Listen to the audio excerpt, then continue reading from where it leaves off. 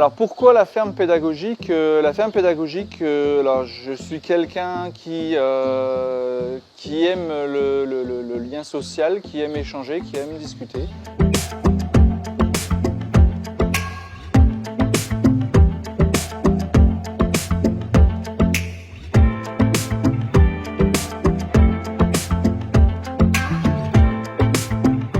Dans mon métier, j'aime ce que je fais, mais il me manquait justement l'aspect échange.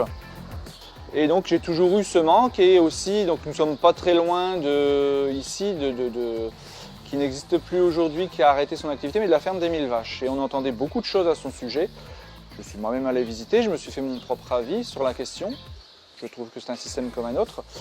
Et je me suis dit, mais tiens, pourquoi ne pas pouvoir échanger, expliquer aux gens, parce qu'en fait, on ne s'exprime pas assez nous-mêmes. On laisse ça aux médias, et je pense que c'est pas très bon forcément. C'est à nous de nous présenter, de montrer ce que l'on fait le fait bien. Ce n'est pas parce qu'on a des méthodes modernes que c'est contre le bien-être de nos animaux. Bien au contraire, nos animaux donneront le meilleur d'eux-mêmes s'ils sont dans de bonnes conditions, qu'ils sont nourris correctement, soignés correctement. Donc comme vous l'avez compris, la ration de base de nos vaches est composée de maïs en silage. L'utilisation du maïs, c'est notre source d'énergie sur la ferme.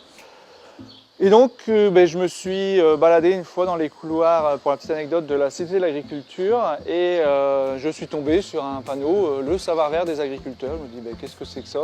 Après être passé au service diversification, je suis rentré dans le bureau, j'ai discuté avec une des chargées de mission à l'époque, et puis j'ai pris les renseignements, on m'a expliqué ce que c'était qu'une ferme pédagogique. Voilà, on accueillait du public scolaire principalement, mais qu'on pouvait aussi, après, de son propre choix, faire tout autre accueil, ce que je fais. Donc j'ai intégré cette association, j'ai été en formation pendant 10 jours pour apprendre la pédagogie, et à faire des supports et à présenter nos exploitations. Et donc voilà, aujourd'hui c'est l'activité que je fais, que j'aimerais beaucoup développer un peu plus, parce qu'on est un secteur où ici les écoles ont du mal à sortir. Alors en conclusion, je pense que voilà, l'avenir est dans les choses transparentes. Il faut montrer ce que l'on fait, il faut montrer, aujourd'hui la société demande ça, que l'on montre ce que l'on fait, qu'on le fait bien. Donc je pense que nous, fermes pédagogiques entre autres, les agriculteurs en général, ont de l'avenir en s'ouvrant au public et en montrant exactement, ce que je vous dis, ce qu'ils font chez eux en général.